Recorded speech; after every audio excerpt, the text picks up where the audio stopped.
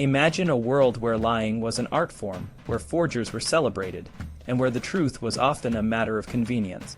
In the Middle Ages, this wasn't just a wild fantasy. It was a reality. Kings, lords, and even the church itself often needed to create fake documents to prove their claims to power and wealth. This might sound like a plot from a fantasy novel, but it's a true story that changed the course of history. Let's dive into the world of medieval forgeries and the brave scholars who dared to challenge them. In the Middle Ages, written records were becoming more common, and with them came a new kind of crime: forgery. But forgery back then wasn't seen as the serious offense it is today. Instead, it was often considered a pious act or a patriotic duty. Feudal lords and upstart kings were always looking for ways to prove their right to rule. They needed documents that could show their customs and claims had ancient roots. So they turned to forgers, who could create documents that looked old and authentic. One of the most famous forgeries was the Donation of Constantine. This document claimed that Emperor Constantine the Great, who lived in the 4th century, had given the Pope temporal authority over Rome and the Western Empire. This was supposed to be a reward for the Pope's miraculous cure of Constantine's leprosy and his conversion to Christianity. For centuries, this document was used by the Pope to claim power over kings and emperors. It was a powerful tool, but it was also a lie. Before people could start questioning forgeries, they had to believe that history was more than just a collection of myths and legends. They needed to see the past as a real, tangible thing. This shift in thinking didn't happen overnight. It took brave and curious scholars to challenge the accepted truths and dig deeper into the past. One of these scholars was Lorenzo Valla, a man who lived from 1407 to 1457.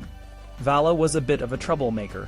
He was known for asking difficult questions and giving uncomfortable answers. He was born in Rome, the son of a lawyer who worked for the papal court. By the time he was 30, he had already made many enemies in the scholarly world. He attacked Stoicism, defended Epicurus, and criticized the revered authority on Roman law, Bartolus. His opinions were so controversial that he had to leave the University of Pavia and find refuge in other cities. Valla's most famous achievement was proving that the Donation of Constantine was a forgery. He did this by carefully examining the language and style of the document.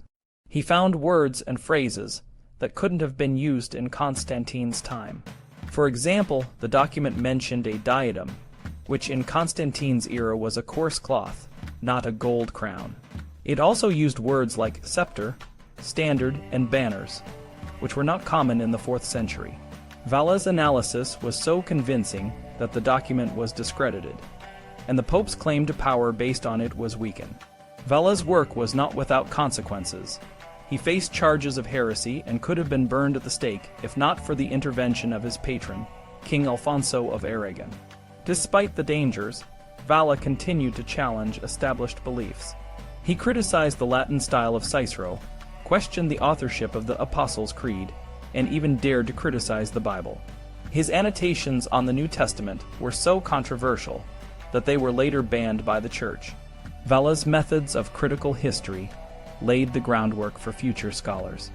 He showed that by examining language, style, and context, one could uncover the truth behind historical documents.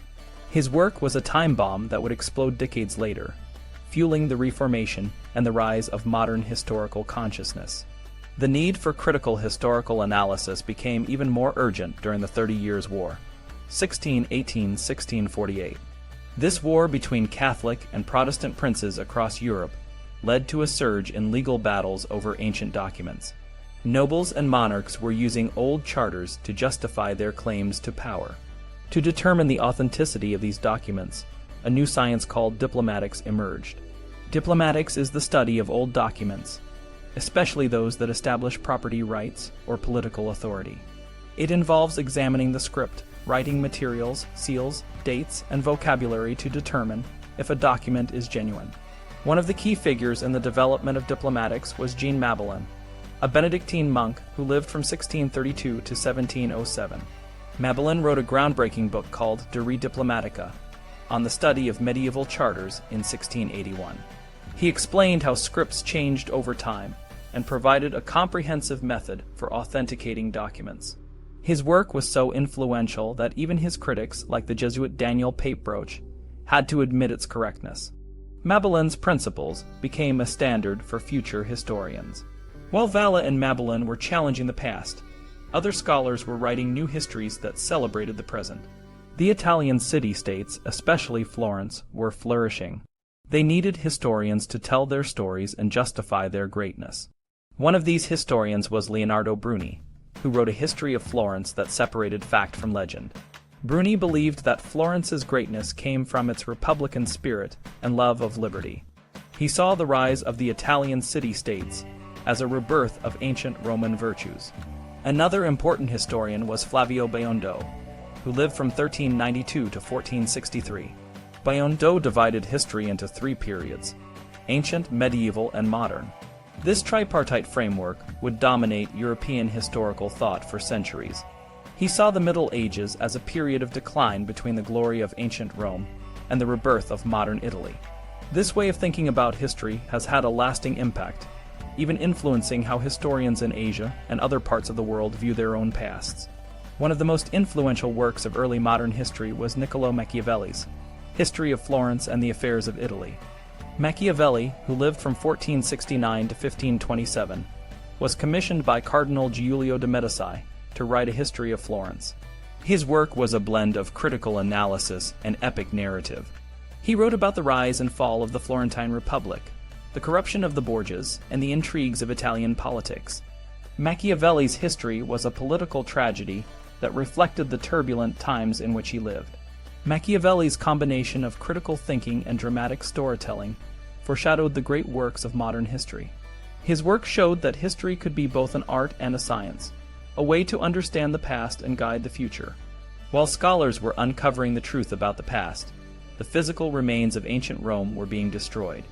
For centuries, Roman marble cutters and lime burners had been dismantling ancient buildings to use the materials for new construction. The marble from the ruins of Rome was used to build churches, cathedrals, and other structures across Italy, and even in distant lands like Constantinople and Westminster Abbey. The destruction of ancient Rome was not just a byproduct of medieval construction. It was a deliberate act.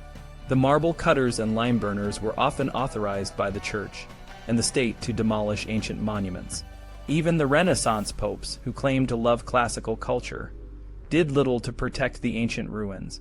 It wasn't until the 16th century that efforts were made to preserve these historical treasures. The work of scholars like Valla, Mabelin, and Machiavelli changed the way we understand history. They showed that history is not just a collection of myths and legends, but a real, tangible record of the past. Their methods of critical analysis and their willingness to challenge established beliefs laid the foundation for modern historical scholarship. Today, we take for granted that history is a rigorous and critical discipline. We know that documents can be forged, that legends can be separated from facts, and that the past is not just a series of disconnected events, but a coherent narrative. This is a legacy that we owe to the brave and curious scholars of the Middle Ages and the Renaissance. In a world where the truth is often obscured by propaganda and misinformation, the lessons of critical history are more important than ever. By learning from the past, we can better navigate the challenges of the present and shape a more just and informed future.